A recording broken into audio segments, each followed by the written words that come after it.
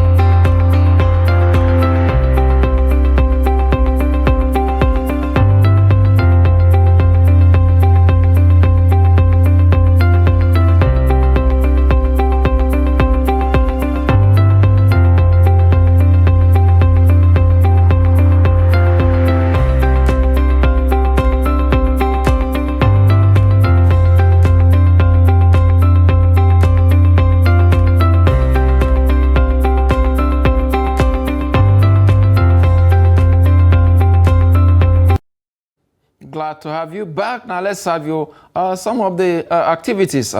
Data from the activities that went down on Monday on the floor of the Nigerian stock market. Of course, the market closed positive with the all-share index recording 2.48% as well. Of course, we told you earlier the investors gained over 951 billion, of course, on the day. Of course, the market is inching and every day inching closer to that 65,000 basis point all-time high. Currently, it's about 64,603. So the index needs just less than 400 basis points to get to that threshold. We hope that that will be achieved, of course, today. The market cap there, 35.2 trillion naira. It ended 1.839 billion volume of shares. Of course, in terms of value of that shares is about 22.033 billion naira. And of course, the deals, 14,584 deals. The deals has been double digits for almost 3 or 4 weeks or thereabout. We look at the gainers from the market. Of course, you have the likes of Dangote Cement, of course, gaining 10% there on the day to close at 330 in naira closing price for the day. Of course, Danksem, one of the biggest equity quoted on the Nigerian stock market. MRS is also there, of course, in the oil and gas sector. 10% is also recorded, 109 naira 45 kobo. That is the closing price for the share. Of course, Nimet is also not left out there. 10% of also gain is recorded to close at 2 naira 20 kobo on the day. Of course, let's look at the flip side, the losers on the day. Of course, we have quite a few of them. The top 3 losers. Famdeco is there, losing 9.85%. Of course, to close at 1 naira 83 kobo. Union Daikon, of course, also closing negative there, 9.50 to close at 8 naira 10 kobo. And of course, Berger Paint closing 9.09% to also close there at 10 naira per share. So we'll go on to look at the top traded equities for the day. Of course, the likes of FBN, First Bank of Nigeria Holdings, 198 million volume of shares traded. Universal Insurance Company, 185 million volume of shares. And of course, Sterling Bank from the Tier 2 bank recorded 162 million volume of shares on the day. Let's look at how is this reflected in this performance from the sector. We'll look at the banking sector, 1.73%. Of course, a huge performance there, you will say. Of course, industrial sector, of course, the Dangote Cement, the gain has impacted positively on the industrial sector. A huge number there, 5.13%, the largest gainer in terms of sector on the day. Of course, the consumer good down there 0.18%. In the oil and gas sector, driven by MRS, is up there 2.61%. And of course, the insurance sector, looking at what the Universal Insurance Company did on the day, of course, that is reflecting in the performance of the insurance sector. 4.18%. It ended business on, of course, Monday. We look at the rest of Africa and see how they are actually faring. The African markets from Joburg in Johannesburg have 0.63%. The index closing negative there with the NGS all share index down there by I think it lost almost 400 basis points on the day to maintain still very high in terms of market capitalization in Africa. Of course, go down to Nairobi, the Nairobi Stock Exchange in Kenya closing positive 1.38%. And of course, down here in Ghana, the market closed flat there to close. Though on the positive side, it closed flat or 0% as the case it may be. These are some of the activities on the floor from Nigeria down to the rest of Africa for the weekday tradings. As usual, are on right now. In a couple of hours, quite a whole lot of deals will be made on the floor, both among foreign and, of course, domestic investors. Well, we'll take a very quick break. When we come back, we'll go into our discussion. We're looking at the tax reform.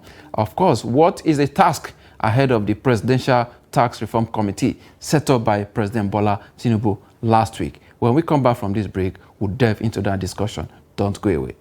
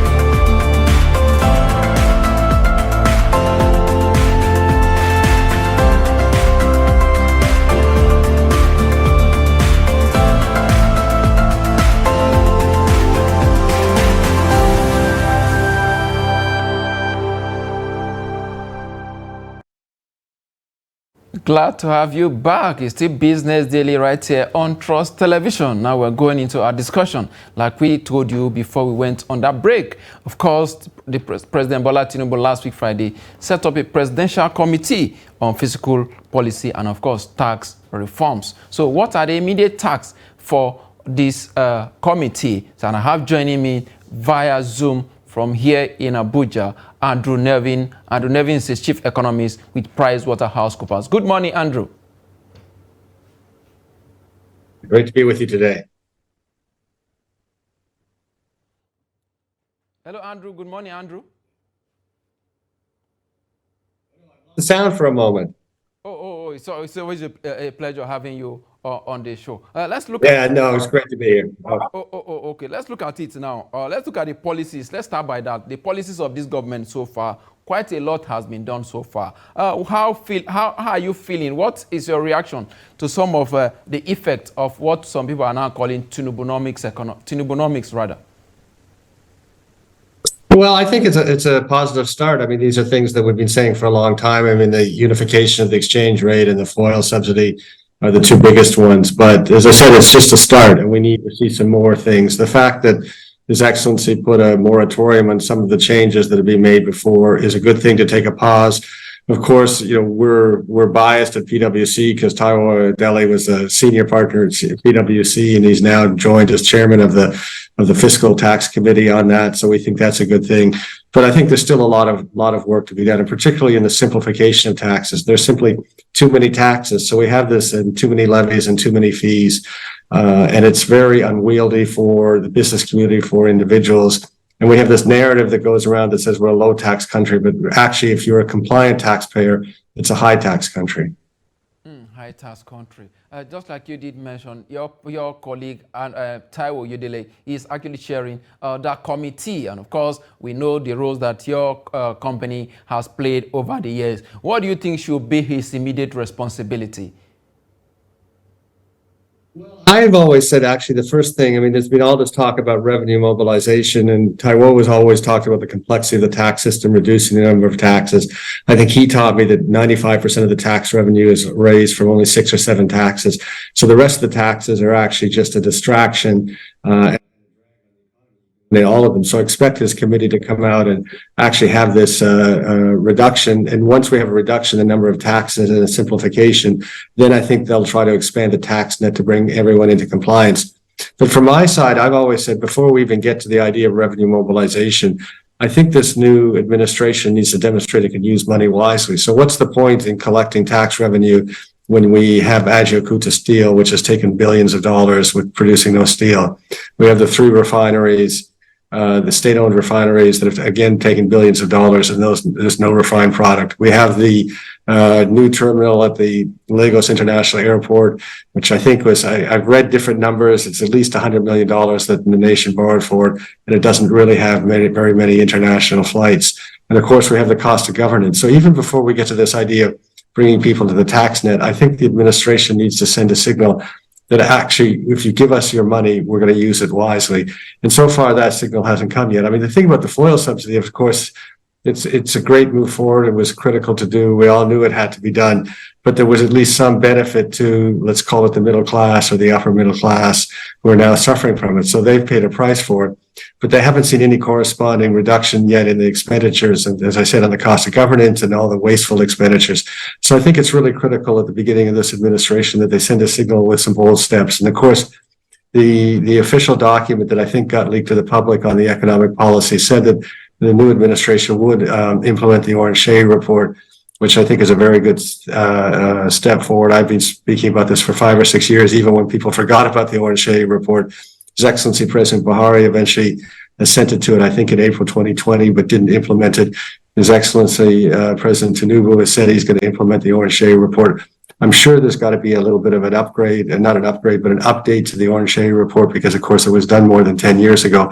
But I think acting quickly on that would be a good step forward. Now, one very positive sign, I think, of things to come, though, was the pronouncement about the overlapping regulation of the downstream and the upstream regulator in Nigeria, which I can't even, there are so many regulators, so many different acronyms out there. I won't even try to repeat the acronyms, but the president came out very strongly and clarified where the downstream regulation starts and where the upstream regulation ends. I think it's really critical that he does that across sectors. Indeed, Andrew Nelvin. Just hold your thought there. We'll take a short break. When we come back, we'll continue this discussion. Don't go away.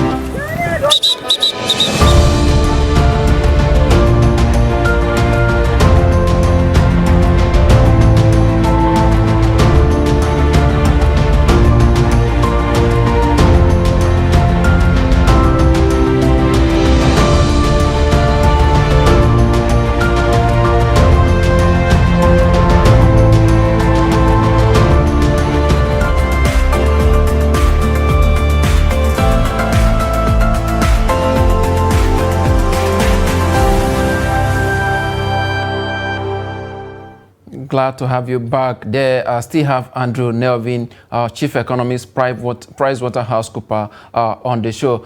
Andrew, before we went on that break, you did made some quite a whole lot of breakdown. But again, I want you to look at the attitude of Nigeria towards tax payment. We've talked about that for some times now, and now that we are looking at harmonizing the tax system, do you think that this will help in any way to bring more people into the tax net? Well, I think, as you say, I mean, tax morale is low. People don't want to pay their taxes, but I mean, I think it's perfectly understandable in our circumstances. So you've been asked to pay taxes, but you don't receive reliable power, you don't receive security, you don't receive healthcare, you don't receive education, you don't receive infrastructure. So people are asking themselves, why should I pay taxes under those circumstances? And I think that's very important. I mean, we need to have better tax morale. We need to have more compliance in tax. But I actually think the starting point is for the government to show that it can uphold its side of the bargain. I mean, if we go back a little bit in history, when there were significant oil proceeds, and of course, everyone should realize there's been nothing that's flowed from NNPC to the Federation account in more than a year and a half, at least, because of the oil subsidy and because of the low oil production. But back in the day, 10 years ago, say, when we did have a lot flow to the federal government, to the Federation account, I'm sorry, you know, people didn't ask for taxes, and the government just used the money the way they wanted. It was a very simple social contract. So we're not going to ask you to pay anything, and we're not going to give you anything. Now that social contract is breaking down, has been breaking down for a while now. And the thing is, the government is asking people to pay their taxes. But you can't really have that side of the social contract unless you also have the side that says the government delivers. And as I said, from my perspective, I think it's very important that the government shows that it delivers first. I don't think it can say, oh, we want you to be compliant with taxes, pay your taxes, and I promise you we'll deliver. Because of all the examples I cited, the wasteful expenditure, the government, not this administration, but previous administrations have not shown that they can wisely use resources. So I actually think the number one thing from a fiscal viewpoint is for this government to demonstrate it can actually use Nigerians' resources wisely. And if they're using those resources wisely and delivering services, whether it's healthcare, social services, education, infrastructure, if they're using the money wisely and delivering those services, then I think you'll see tax morale come up. But what I think is a mistake is this drive for revenue mobilization without demonstrating that the federal government can use your money well when it receives it. Indeed. Will you say there is a distrust between the citizen and, of course, the government? And what do you think government can actually do to build that confidence back? Well, I think they're going to have to show that, I mean, some people have expressed this sort of taking pain in the government, but they're going to have to address some of these fundamental issues. As I said, the cost of governance. We have too many agencies. NASA's too expensive. People read about, sometimes at the state level, about massive pensions for office holders that leave. People read about what happened to the retired generals from the security services and the gratuities they received. And they rightfully say to themselves, why should we want to pay our taxes when that's what's happening with our money? So I think the government's going to send a strong signal. So a few things that can happen. I mean, if we start down the Orange Shea report, I can't remember the numbers, but there were dozens of agencies that were simply to be shut down, or there were dozens of other agencies that were meant to be merged with other agencies or to become departments within the ministry. If they start taking those steps quite quickly, then I think people will have more confidence. If they address the spending at NAS, people will have more confidence. If they say we're no longer going to support Ajaokuta Steel unless there's a path forward to producing steel that we can see, and so either privatize it, or, which is more likely in the case of Ajaokuta Steel because it's 50 years old equipment, it simply needs to be shut down and sold for scrap. So I think if they start to demonstrate they can use the resources wisely, I think tax morale can improve quite quickly because everyone recognizes that we need to have tax revenue to do the things we want. The worry now is, though, if we mobilize this revenue and send the tax revenue, it simply is going to be diverted and not used for the purpose it should be used for. Indeed. Let's talk about foreign investors now, who before now were really not interested in putting their money in our economy. But with some of the reforms that you have seen now, from the subsidy removal, the exchange rate unification, and now we're having a tax reform, do you think this will in any way, build confidence in foreign investors and indeed bring in more of FDI into our economy?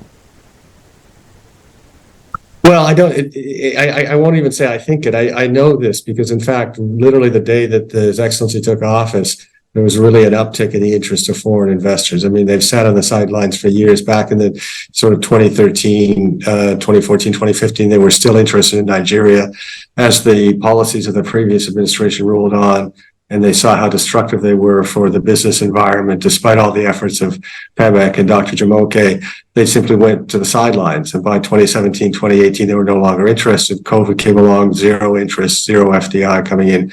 Literally the day that His Excellency Tinubu took office, there was really a market spike in it. And I've talked to lots of people who basically expressed the same sentiment, which is we're cautiously optimistic. We're starting to explore what we could be doing in Nigeria. We're really pleased with the reforms so far. We need to see more, some of the things I talked about a little earlier in this segment. But people are ready to invest. I mean, they can't ignore a market that's the scale of Nigeria. So, I mean, there's a very positive sentiment right now, but it's very important that His Excellency continues with the momentum along the lines that I said, and just gives confidence that if people pay their taxes, the money is going to be used wisely.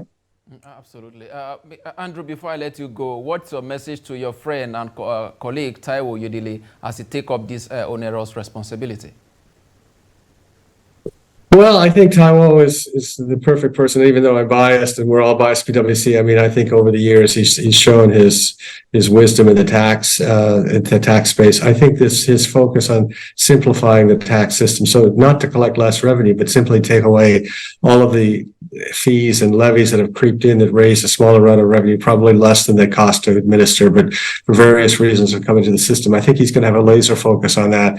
And I think it'll be very good. I don't want to say for business, because business is not separate from society. It'll be good for Nigerians when we simplify it. I'd also like to see a focus on making sure the informal sector is not paying these irregular levies. And of course, there have been some state governors, I think Abia recently come out and tried to really push this, that said the informal sector is actually taxed quite highly, often in ways, as I said, that are irregular. So I think there should be a real focus on saying, we want the informal sector to come into the tax net, but before we get there, we have to make sure they're not paying these high levies, daily levies, whether you're a KK driver or in the market on that. And then if we can get a hold of that, then they'll be more willing to come into the formal system. But Taiwo knows all this. I think he'll do an outstanding job for that committee and for the nation. Andrew Nevin, Chief Economist, PricewaterhouseCoopers. I must thank you for your time on Business Daily today. Thank you so much. Have a nice day. An interesting conversation then with Andrew Nevin. Now we look at subsidy, savings from subsidy. What has the potential of that money? Recall that the president at his inaugural speech did take out subsidy. So much has been said that Nigeria can actually save 400 billion naira from subsidy. Which areas can actually this money be invested in? So we look at some of the analysis that you have on the screen there. You have looking at what the money can actually be used for. What the money can actually be used for, we'll look at over 400,000 boreholes can actually be achieved from these, because if you look at the saving 400 billion naira there, and of course about 26,000 transformers can also be provided if the money is indeed invested properly. Of course, in terms of coastal buses, 20,000 can be provided across the country. And of course, looking at a primary health care center, we can have about 13,000 primary health care. And if you look at the overall money that will save, if indeed you are saving 400 billion naira every month, this will amount to about 4.8 trillion naira annually. So when you calculate all of this money and actually put them together, what it will give us are some of the items that have been highlighted on the screen, of course. And you know, this is going to in a way impact positively on the lives of Nigeria. Imagine having over 400,000 of course transformer. This will contribute to, you know, alleviating the surface of Nigeria, especially in the area of power supply, and 13,000 healthcare facilities all across the country. If you spread that to all the 36 states and the Federal Capital Territory, indeed, it's more of a palliative that, than any amount of money, 5, 10,000, 20,000 that you want to give to the household. So what Nigerians are actually looking for is how this money can be reinvested back into the economy to ease the pains and, of course, the pains and the agony that some of them have experienced as a result of fuel subsidy. Recall, fuel was about 195, and when the subsidy was taken out, it moved from 195 to between 540, 545, depend on your location or the state where you are actually buying from. So we hope and feel that the government will actually, reinvest this money properly into the economy so that it can benefit the populace. Thinking of having 20,000 coastal buses, that will ease quite a whole lot on transportation, as the case may be. So we will continue to monitor all of this and, of course, talk to the relevant individuals and even government agencies about how some of these things can actually be done. Well, it is on that note that we wrap the Business Daily for today. Join us tomorrow for more. I am Yusuf Akogun.